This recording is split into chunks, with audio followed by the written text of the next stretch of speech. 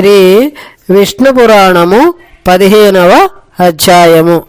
గత అధ్యాయములో భార్గవంశ జన్ముడగు విప్రుడు తన పుత్రునకు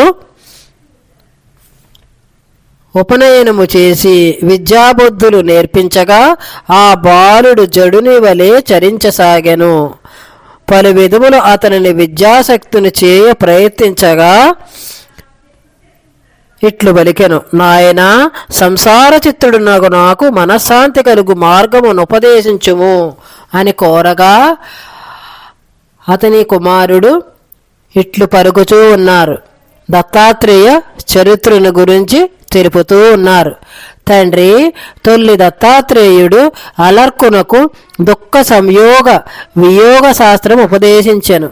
దానిని తెలిపెదను వినుము అని దత్తాత్రేయుని చరిత్రను తెలిపెను. పూర్వము ప్రతిష్టానపురమున కౌశికుడని బ్రాహ్మణ కుష్ఠరోగి కలడు.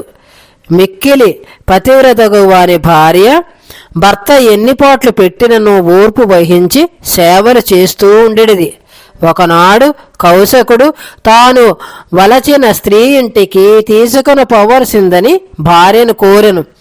భర్త ఆజ్ఞను శిరసా వహించి ఆ సాధ్వి అతనిని తన వీపున దాల్చి బయలుదేరెను.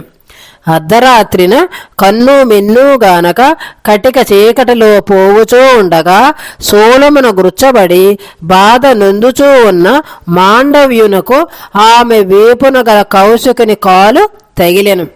అందులక ముని కోపించి సూర్యోదయమున కౌశికుడు మరణించినట్లు శాపము ఇచ్చెను. అది విన్న ఆ పతివ్రత భర్త ప్రాణ సంరక్షణార్థమై సూర్యుడు ఉదయించకుండా ఉండుగాక అని పలికెను. ఆమె వాక్ మహిమచే ఎంతకు తెల్లవారదయ్యను.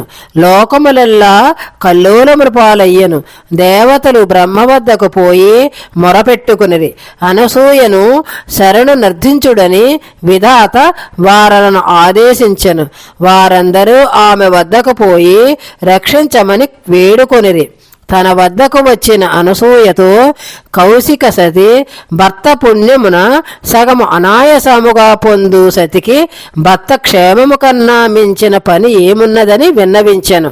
దేవతలు పంపగా వచ్చి తిని నీ భర్త క్షేమముగా నిండును, సూర్యుని ఆహ్వానించుము అని అనసూయ కోరగా ఆ సాధ్వి అట్లాచరించెను.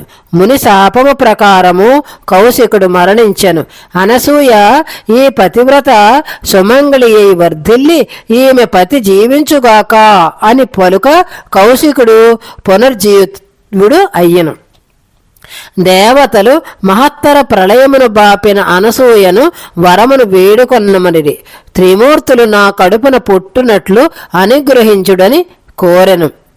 అనతి కాలానంతరం అనసూయ భర్త ఆమెను మానస సురతమును పొందెను. తెల్లని కాంతితో రజోగుణ శోభతో సోమాకృతి దాల్చి బ్రహ్మరూపమై అనసూయందు నిలిచి మానసపుత్రుడై జన్మించెను. విష్ణువు సత్వగుణ ప్రధాన దత్తాత్రేయునుగా ఆవిర్భవించి అత్రిమునికి దత్తుడయ్యను. రుద్రుడు తమోగుణాంశతో దూర్వాసుని రూపము అనుగ్రహించెను. సోముడు ఓషధులను పెంచుచు దత్తాత్రేయుడు దానవులను దృంచుచు దూర్వాసుడు దుష్టులను దహించుచు మానవ కళ్యాణ కారకులైరి. అనన్య సౌందర్య విరాజితుడై దత్తాత్రేయుని సందర్శనానంద పరితృప్తులగుచు మునిపాలకులు సదా వీక్షించుచూ ఉండేవారు. ఆ రోజులందు కార్తీక వీర్యార్జునుడు రాజభోగములందు విరక్తుడై అమాచ్యుడగు గర్గమునికి తన వైరాగ్యమును ముముక్షు వాంఛను ఎరిగించెను. విష్ణుదేవుని అవతారముగు దత్తాత్రేయుని ఆరాధించుము అని గర్గుడు ఉపదేశించెను.